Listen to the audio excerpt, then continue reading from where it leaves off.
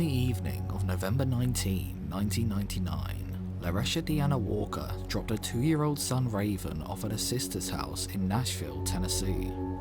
She told her sister that she planned on driving to Murfreesboro, Tennessee, 40 miles south of Nashville, early in the morning to get an estimate on a repair for her car.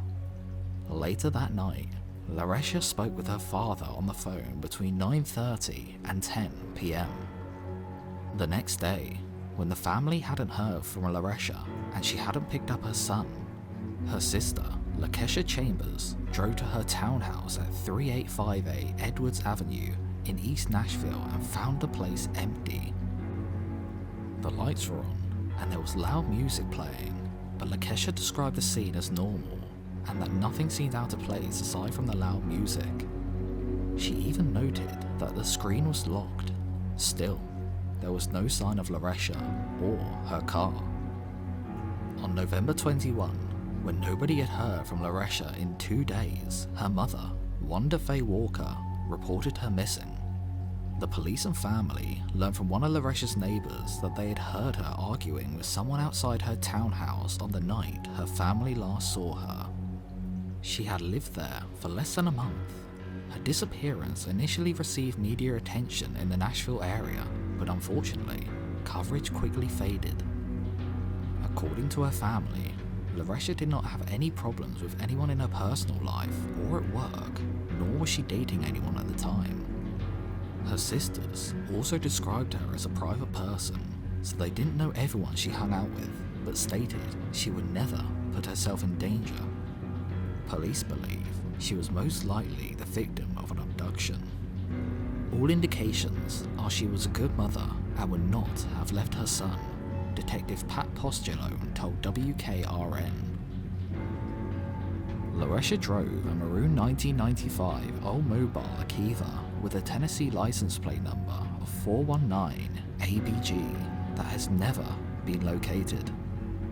The car had a distinct long scratch on the driver's side. The clothes she was last seen wearing were found inside her home. 21 years later, there is still no sign of Laresha or her car. Laresha was 23 years old, 5'7", and weighed 190 to 200 pounds at the time of her disappearance. She had black hair and brown eyes. She also had a heart condition and took medication for it, which was found at her home. Tragedy struck for the Walker family again. 17 years later, in October 2016, when Laresha Walker's mother disappeared, Wanda Faye Walker was scheduled to work on October 5th at the Dollar Tree on Franklin Pike in Nashville, but never showed up for her shift. The last place she was seen was her home she shared with her cousin on 11th Avenue south of Nashville. The Dollar Tree she worked at was less than 2 miles from her home. On October 13th, Wanda's Nissan Maxima was found by police in front of a house on the 1100 block of Wade Avenue in Nashville, down the street from her home.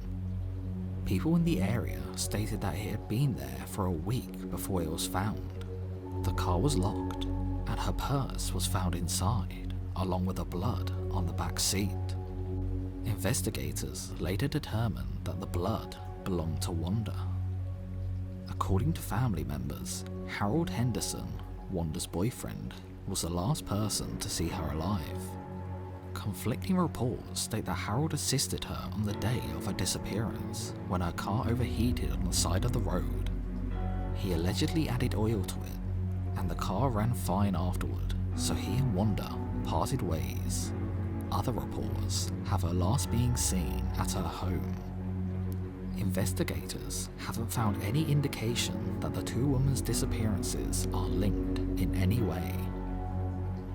What are the chances a mother and daughter would disappear from the same city 17 years apart and never be heard from again?